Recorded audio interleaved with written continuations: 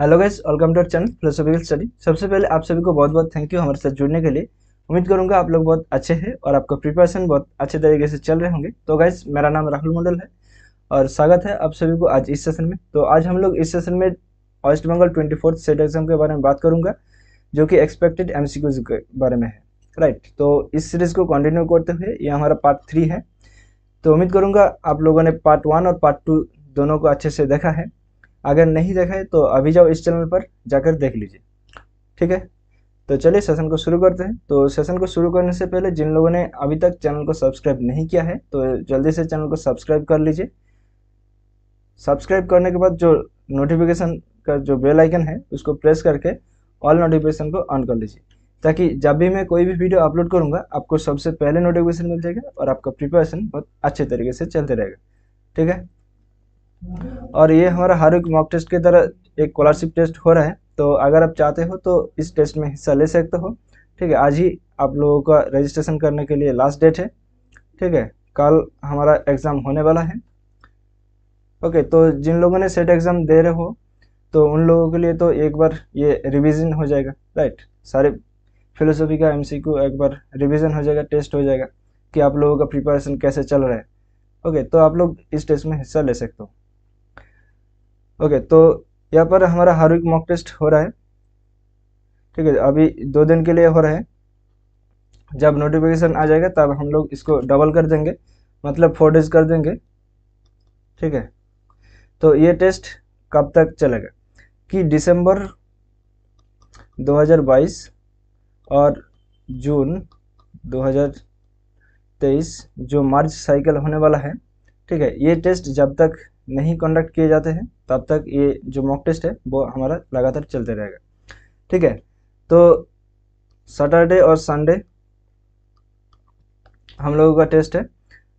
शाम को 7 बजे एक सेशन होता है। जिन लोगों का 7 बजे टाइम नहीं होते उन लोगों के लिए दोबारा मौका दिया जा रहा है 10 बजे। ठीक है, तो यहाँ पर आप लोगों को क्या क्या मिलेगा? 3500 प्लस फिलोसॉफी का एमसीक्यू मिलेगा, यूनिट वाइज मॉक टेस्ट मिलेगा, कंप्लीट फिलोसॉफी टेस्ट होगा और प्रीवियस ईयर क्वेश्चन भी रहेगा। ठीक है, तो अगर आप लोग इस कोर्स को एनरोल करते हो तो आप लोगों को ये अनलिमिटेड पेपर 1 का जो टेस्ट है वो फ्री में प्रोवाइड करता हूँ। ओके, तो लिंक यहाँ पर भी दिया हुआ है और आप लोग डिस्क्रिप्शन बॉक्स पर जाइए, वहाँ पर भी आप लोगों को लिंक मिल जाएगा। ठीक है, और यहाँ पर मेरा जीमेल आईडी और टेलीग्राम आईडी दिया हुआ है, तो आप मुझसे कांटेक्ट कर सकते हैं। ओके, तो ये हमारा जनवरी का शेड्यूल है जो हर वीक मॉक टेस्ट हो रहा है।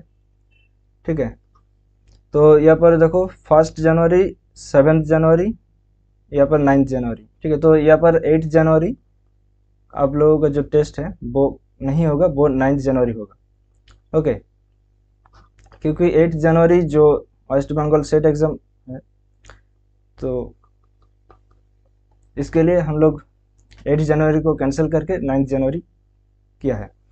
ठीक है, ओके, तो फर्स्ट क्वेश्चन ये रहा। तो मेरा सजेशन यही है कि आप लोग पहले वीडियो को पॉज करें, उसके बाद आपका जो आंसर है वो कमेंट सेक्शन पर लिखें, उसके बाद हमारे आंसर के साथ मैच कीजिए ताकि आपको और अच्छे से समझ में आ जाएगा।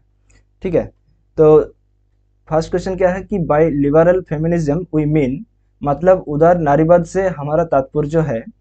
Option A, individual inequality among men and women, मतलब पुरुष और महिलाओं के बीच व्यक्तिगत असमानता। क्या ये लिबरल फेमिनिज्म हम लोग मानते हैं? ये तो नहीं है। Option B, male controlled power on capitalist hierarchy, यहाँ पर देखो कैपिटलिस्ट आ गया है। राइट, तो ये तो नहीं होगा, ये भी गलत। Option C, conservative and relative approach to the society, मतलब समाज के लिए रूढ़िवाद और सापेक्ष दृष्टिकोण। राइट, तो यहाँ पर भी कंजर्वेटिव नहीं आना चाहिए था।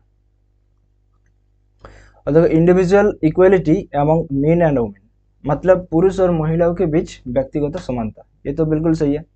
राइट, तो ऑप्शन डी ये हमारा करेक्ट आंसर है। ठीक है, तो एक बार देख लेते हैं। Yes,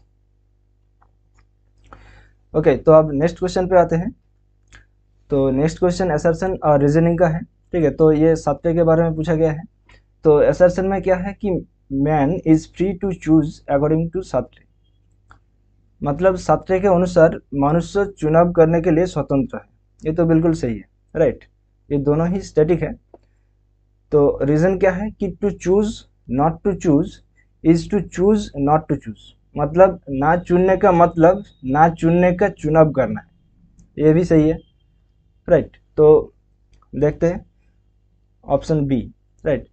assertion is true and reason is true.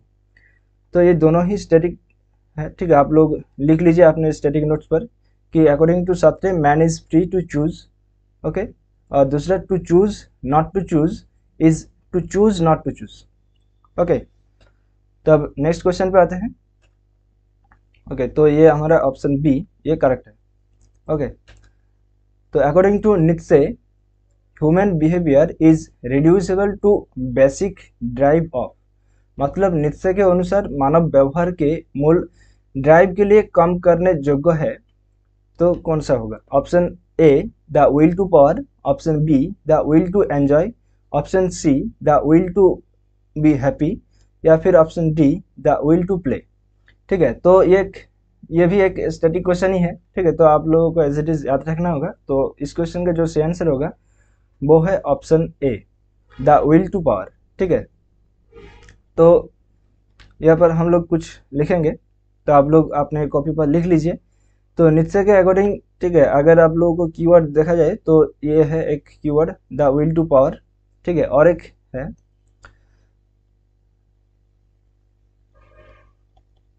The will to truth, ठीक है। तो विल टू ट्रूथ और विल टू पावर अगर आप लोगों को ऑप्शन पर देखा जाए तो ये ऑप्शन करेक्ट होगा, ठीक है, नित्से के अकॉर्डिंग। और इस मिलता जुलता और दो तीन है, ठीक है, तो हम लोग उसको भी लिखेंगे जो कि नित्से के बारे में नहीं है, ठीक है। तो विल टू लाइव हम लोग यहाँ पर लिखते हैं,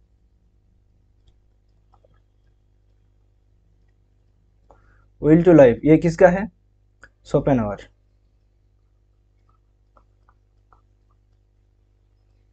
ठीक है। और एक है will to meaning,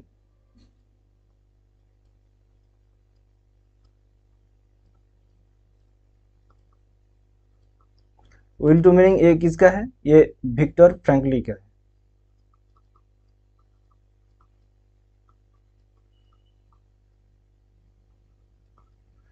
okay.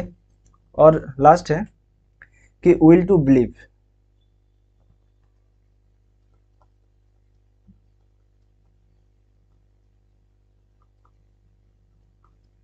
Will to believe ये किसका है? विलियम जेम्स का,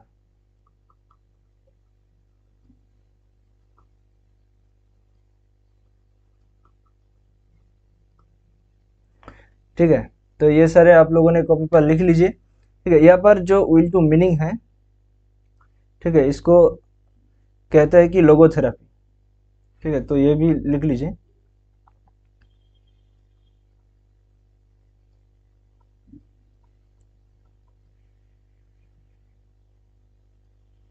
ओके। तो इसको लोगोथेरापी कहते हैं। तो अब हम लोग नेक्स्ट क्वेश्चन पे आते हैं। तो इस क्वेश्चन का जो सही आंसर है वो है option A, okay, the will to power. तो ethical statements are meaningless expression of emotion as they are neither analytic nor synthetic is the view propounded by। तो नैतिक कथन भावना की अर्थहीन अभिव्यक्ति है क्योंकि वो ना तो विश्लेषणात्मक है और ना ही सिंथेटिक है। तो ये विचार किसके द्वारा प्रतिपादित किया गया है? ओके, तो option A Russell, option B Ayer, option C Kant, या फिर ऑप्शन डी मिल। तो फ्रेंड्स ये भी एक स्टैटिक क्वेश्चन है। तो अगर आप लोगों ने इस क्वेश्चन को ध्यान से पढ़ा है तो आप लोगों को एक कीवर्ड देखा जाना चाहिए कि इमोशन, ओके। तो इमोशन, तो इमोशन जो है कीवर्ड, इसके बारे में बात करने वाला है एआर, एआर का जो इमोटिविज्म है, ओके। तो ये जो ethical statements are meaningless expression of emotion as they are neither analytic nor synthetic, ये इमोटिविज्म के बारे में बात कर रहे हैं और ये एआर के मौत है, ओके। तो as AR is the correct answer. तो यहाँ पर हम लोग और एक है कि सीएल स्टीवेंसन।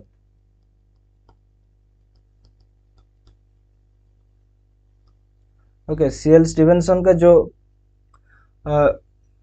इमोटिविज्म थ्योरी है उसको हम लोग कहते हैं मॉडिफाइड और क्वालिफाइड इमोटिविज्म। ठीक है, तो ये भी आपने कॉपी पर लिख लीजिए कि सीएल स्टीवेंसन का जो इमोटिविज्म थ्योरी है उसको हम लोग मॉडिफाइड या फिर क्वालिफाइड इमोटिविज्म कहते हैं। ओके, तो अब हम नेक्स्ट क्वेश्चन पे आते हैं। तो ये एक लॉजिक का क्वेश्चन है और ये बेसिक सा क्वेश्चन है। ठीक है, तो find out the false statement from the options given below. ठीक है, तो यहाँ पर एक फॉल्स स्टेटमेंट है, तो आप लोगों को ढूंढना होगा। तो option A, converse of A is I. तो ए का कॉन्वर्सन आई होता है। Option B, A is false then O is true. अगर ए मिथ्या है तो ओ सत्य है। Option C, obverse of O is I. तो या फिर option D, obverse of E is I. तो फ्रेंड्स, अगर हम लोग कन्वर्सन या फिर ऑब्वर्सन की बात करते हैं तो हम लोग ऑब्वर्सन में आप लोगों को बताया था कि जो ए प्रोपोजिशन है उसका हम लोग ऑब्वर्सन ई प्रोपोजिशन करते हैं, राइट। और जो ई प्रोपोजिशन है उसका हम लोग ए प्रोपोजिशन करते हैं, और जो ओ प्रोपोजिशन है उसका हम लोग आई प्रोपोजिशन करते हैं, और जो आई प्रोपोजिशन है उसका हम लोग ओ प्रोपोजिशन करते हैं, राइट। तो ये ओवर्स हो गया। तो यहाँ पर देखो ई का आई दिया हुआ है, राइट, तो ये तो गलत हो जाएगा। ई का हम लोग ए करते हैं, तो ऑप्शन डी ये हमारा करेक्ट आंसर है, राइट। यस, तो आप लोग एक बार जो कैटेगोरिकल सिलोजिज्म है, ठीक है, वहाँ पर अगर ए प्रोपोजिशन फॉल्स है तो ई प्रोपोजिशन क्या होगा, आई प्रोपोजिशन क्या होगा, ओ प्रोपोजिशन क्या होगा। ओके, अगर ए ट्रू है तो ये ई प्रोपोजिशन क्या होगा, आई प्रोपोजिशन क्या होगा, ओ प्रोपोजिशन क्या होगा, ये सारे एक बार देख के जाइए। ठीक है, तो इस तरह से एक क्वेश्चन आप लोगों को पूछा जाएगा। ओके, अब हम नेक्स्ट क्वेश्चन पे आते हैं। तो an inference based on a middle term which is only positively related to the major term is called.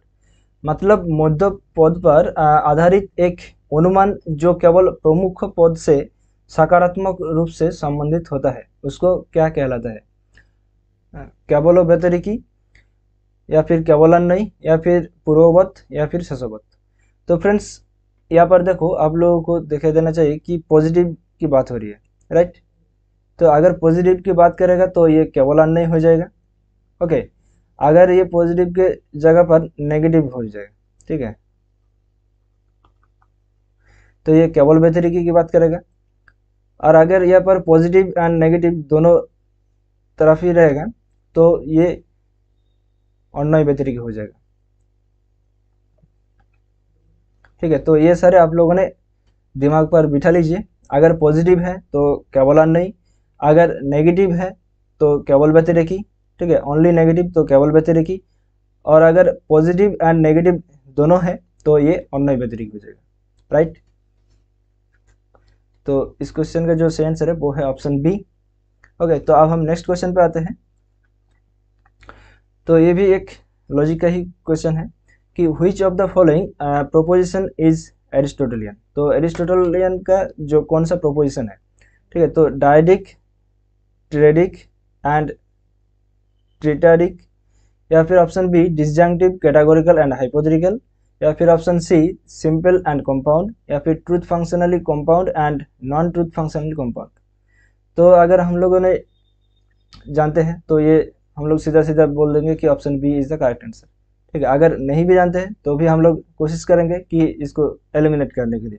तो देखो कैसे, तो यहाँ पर देखो truth functionally compound and non truth functionally compound. ठीक है, तो ये एरिस्टोटल के जब लॉजिक आया था तब ये नहीं आया था, राइट। तो अगर आप लोग किसी भी एक किताब को देखोगे तो पहले सिंपल सिंपल तरीक़ों से उन लोगों ने बात किया था, राइट। तो उसके बाद जो फंक्शन है ट्रूथ फंक्शन उसके बारे में गया है, राइट। तो ये नहीं आएगा। और सिंपल एंड कंपाउंड ये तो किसी भी तरह से नहीं है, ठीक है। और यहाँ पर देखो डायडिक, ट्रेडिक एंड ट्रेटाडिक ये भी नहीं है। ओके, तो option B disjunctive, categorical and hypothetical. Okay, तो अब हम नेक्स्ट क्वेश्चन पे आते हैं। तो नेक्स्ट क्वेश्चन ये स्टेटमेंट बेस्ड क्वेश्चन है, ठीक है। ये भी एक अच्छा क्वेश्चन है, ये मल्टीकल्चरलिज्म के बारे में पूछा गया है। तो अगर आप लोगों को कॉन्सेप्ट अच्छे से क्लियर है तो आप इस क्वेश्चन को बहुत ही आसानी से आंसर दे पाओगे।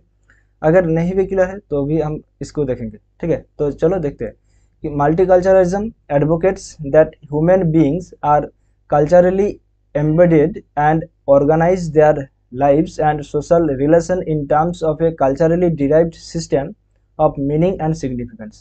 मतलब बहुसंस्कृतिवाद इस बात की वकालत करता है कि मनुष्य सांस्कृतिक रूप से अंतर्निहित तो है और अर्थ और महत्व के सांस्कृतिक रूप से व्यापतंत्र प्रणाली के संदर्भ में अपने जीवन और सामाजिक संबंधों की व्यवस्थित करता है। ये तो सिंपल सा कहा है, राइट। ये तो जो मल्टीकल्चरलिज्म है वो यही है। और स्टेटमेंट 2 पर क्या है कि multiculturalism advocates that every culture is internally plural and reflects a continuing conversation between its different tradition and standards of thought. ये भी सही है। देखो बहुसंस्कृतिवाद इस बात की वकालत करता है कि प्रत्येक संस्कृति आंतरिक रूप से बहुलतावादी है और अपनी विभिन्न परंपराओं को विचारों के बीच निरंतर बातचीत को दर्शाती है। ये भी सही है, राइट। तो कहाँ पर है? ऑप्शन ए पर। ओके, तो both statement 1 and statement 2 are correct. चलिए एक बार देख लेते हैं। यस, ठीक है। तो यहाँ पर सिंपल सा बात लिखा हुआ है। अगर मल्टीकल्चरलिज्म मतलब एक साथ में बहुत सारे कल्चर के एक साथ जो बसवास करते हैं उसको हम लोग मल्टीकल्चरलिज्म कहते हैं। और मल्टीकल्चरलिज्म में हम लोग क्या करते हैं कि उसका संस्कृति हम लोग देखते हैं, हमारा भी संस्कृति है, ठीक है। तो उस संस्कृति के बीच जो हम लोगों को एक अलग से हम लोग मतलब एक आंतरिक से एक बहुलतावादी है, ठीक है। तो उसके बारे में यहाँ पर बताया गया है। ओके, तो मल्टीकल्चरलिज्म में हम लोग किसी को बुरा नहीं कहते, किसी को हम लोग छोटा नहीं दिखाते, राइट, कि उसका कल्चर छोटा है हमारा कल्चर बड़ा है, इस तरह से हम लोग नहीं करते। ओके, तो अब नेक्स्ट क्वेश्चन पे आते हैं। According to Maurice Merleau Ponty, तो बॉडी क्या है? तो body is a thing in Cartesian sense, मतलब कार्टेशियन सेंस में शरीर एक चीज़ है।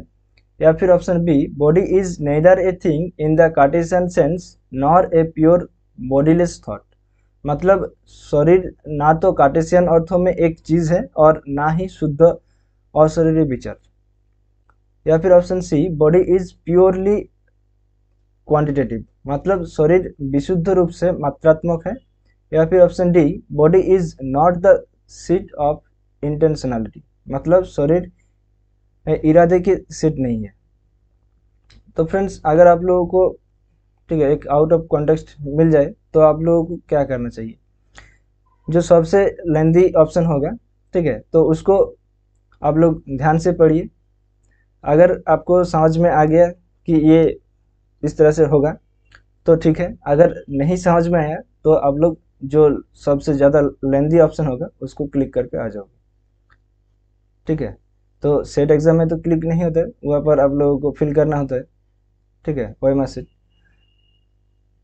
ओके, तो मोस्ट ऑफ द क्वेश्चन में ये जो सबसे ज़्यादा लेंदी ऑप्शन होता है वो करेक्ट होता है, ठीक है। तो अगर आपको ये नहीं पता है तो ठीक है, अगर आपको पता है तो आप आसानी से कर सकते हो, ठीक है। तो आज इस सेशन का लास्ट क्वेश्चन है। ओके, तो ऑप्शन बी यहाँ पर हमारा करेक्ट आंसर है। तो innate ideas for rationalist are, तो तर्कवादियों के जन्मजात विचार है। तो ऑप्शन 1 इटर्नल, ऑप्शन 2 कॉन्टिंजेंट, या फिर option 3 both eternal and contingent, या फिर option 4 neither eternal nor contingent. तो फ्रेंड्स रैशनलिस्ट फिलोसोफर्स कौन कौन सा है? डेकार्ट्स, स्पिनोजा और लाइबनिज। ओके, तो रैशनलिस्ट फिलोसोफर्स के अकॉर्डिंग जो इनेट आइडियाज है वो क्या है? वो इटर्नल है, राइट। तो यहाँ पर देखोगे तो इटर्नल और एक जगह पर है कि बोथ इटर्नल एंड कॉन्टिंजेंट। तो कॉन्टिंजेंट और इटर्नल दोनों अलग हो जाए, राइट। तो ये एक दूसरे का ऑपोजिट है, तो ये तो नहीं होगा और ये तो बिल्कुल नहीं होगा, नेदर इटर्नल नॉर कॉन्टिंजेंट। तो हमारा जो ऑप्शन बचता है वो है ऑप्शन 1 इटर्नल, मतलब शाश्वत। ओके, यस, तो ऑप्शन 1 ये हमारा करेक्ट आंसर है। तो अगर आप लोग अभी तक हमारा टेलीग्राम चैनल फिलोसॉफिकल स्टडी उसको ज्वाइन नहीं किया है तो जल्दी से ज्वाइन कर लो, ठीक है। वहाँ पर भी आप लोगों को प्रीवियस ईयर क्वेश्चन मिलेगा, पीडीएफ नोट्स मिलेगा, अपडेटेड नोटिफिकेशन मिलते हैं, ई बुक्स मिलते हैं और डेली क्विजेस होते हैं और मॉक टेस्ट का लिंक भी हम लोग प्रोवाइड करते हैं जो फ्री है, और क्लासेस का लिंक भी आप लोगों को डेफिनेटली प्रोवाइड करता हूँ, ठीक है। तो यहाँ पर मेरा टेलीग्राम आईडी दिया हुआ है, तो आप मुझसे कॉन्टैक्ट कर सकते हैं। तो अगर आप लोगों को डिस्क्रिप्शन बॉक्स पर जो टेलीग्राम चैनल का लिंक है वो काम नहीं कर रहा है तो आप लोग सिंपली अपना टेलीग्राम ऐप्स को ओपन कीजिए। ओपन करने के बाद सर्च कीजिए फिलोसॉफिकल स्टडी, तो आप लोगों को इस तरह के एक लोगो दिखाई देगा, ठीक है। तो आप लोग इस लोगो पर क्लिक करके ज्वाइन हो सकते हैं, ओके। और उसके साथ साथ ये हमारा ऑफिशियल फेसबुक पेज है, इसको भी लाइक, फॉलो और शेयर कर दीजिए अपने दोस्तों के साथ। तो यहाँ पर भी आप लोगों को क्लासेस का लिंक, वीडियोस और अपडेटेड नोटिफिकेशन मिलते हैं। तो आज के लिए इतना ही। तो उम्मीद करता हूँ ये छोटा सा सेशन आप लोगों को बहुत ही हेल्पफुल रहा होगा। तो अगर आप लोगों को थोड़ा सा हेल्प हुआ तो सेशन को जरूर से लाइक कीजिए और अपने दोस्तों के साथ जरूर शेयर कीजिए। मिलते हैं अगले सेशन पर, तब तक के लिए हंसते रहे, मुस्कुराते रहे और चित्त को शांत रखकर अपने प्रिपरेशन को आगे लेकर चले। Thank you, bye bye, take care, ध्यान रखिएगा दोस्तों। जय हिंद, बाय।